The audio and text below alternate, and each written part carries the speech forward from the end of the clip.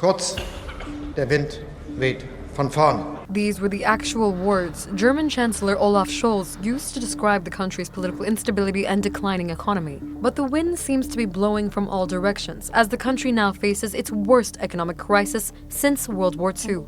The government has also collapsed, and Scholz lost a no-confidence vote in November 2024, leading to a snap federal election set for February 23, 2025. The country is also dealing with a host of internal issues like political instability, the rise of the far right, and unresolved internal conflict over immigration policies. Here's a look at how Germany is self-imploding.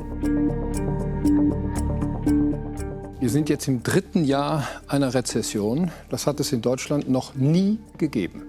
During its heyday, which lasted until the end of former Chancellor Angela Merkel's reign, Germany was considered to be Europe's biggest economy, a titan of industry and an economic powerhouse. But the tables have drastically turned after mistakes were made and repeated. A number of issues are being cited as contributing factors to the country's current economic crisis. But these are the most pertinent according to analysts. Berlin showed no urgency in diversifying its energy supply before the Russia-Ukraine war broke out in 2022. This led to Germany losing billions by paying exorbitantly high energy prices. The government was very slow off the mark to adopt digital technologies across its industrial and manufacturing sectors, which led to low output. These sectors were unable to keep up with high global demand, which floored Germany's export-led economy. In came a recession, which brought with it high inflation, cost of living, and taxes. The country's industrial sector weakened drastically because of a shortage of skilled workers, which stemmed from tougher immigration policies and an aging population.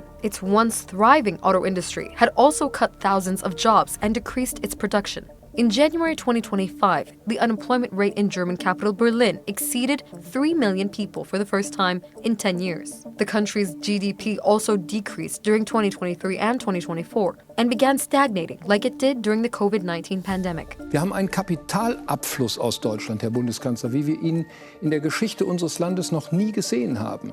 Industrieunternehmen gehen reihenweise ins Ausland, bringen das Geld ins Ausland und das Problem ist,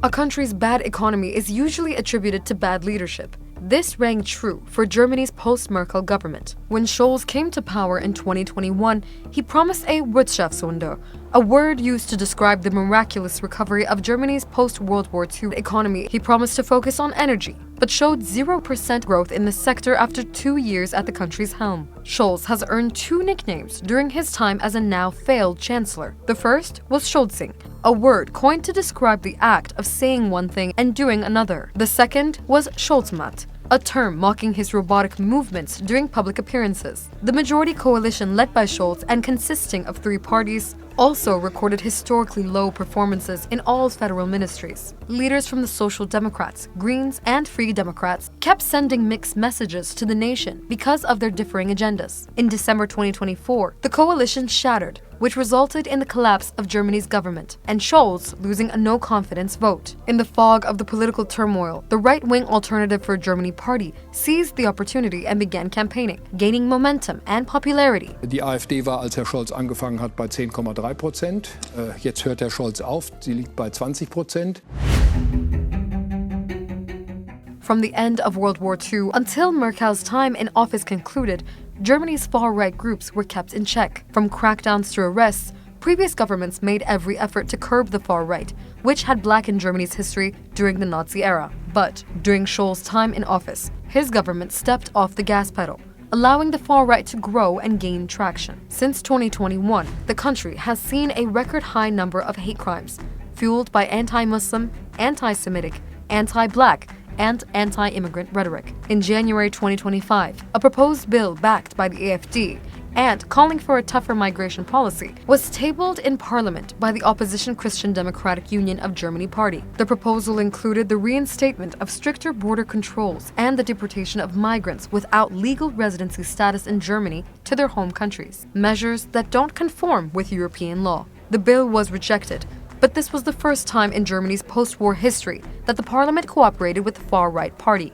It broke a strategic political approach called the firewall against the far right. This post-war concept was implemented to prevent mainstream parties from endorsing or supporting far-right parties and ideologies. Ahead of the forthcoming election slated for February 23rd, the latest opinion polls by public broadcaster ZDF on February 14th revealed that 28% of German voters are undecided, 30% support the CDU-CSU opposition coalition, 20% are for AfD, 16% back Scholz's SPD party, and 14% are for the Greens. The AfD, which 72% of Germans view as a threat to democracy, now looks set to win a large number of seats in the country's parliament.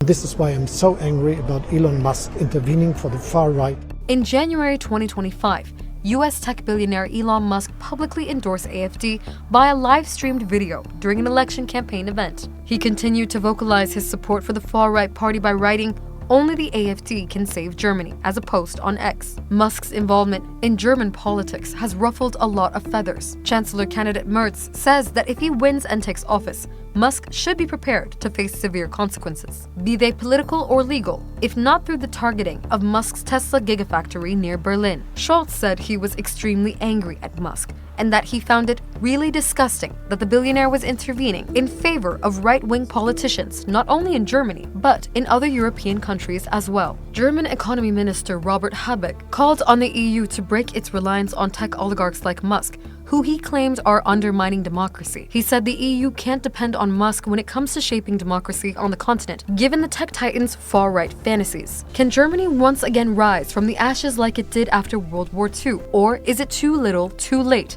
for the former powerhouse?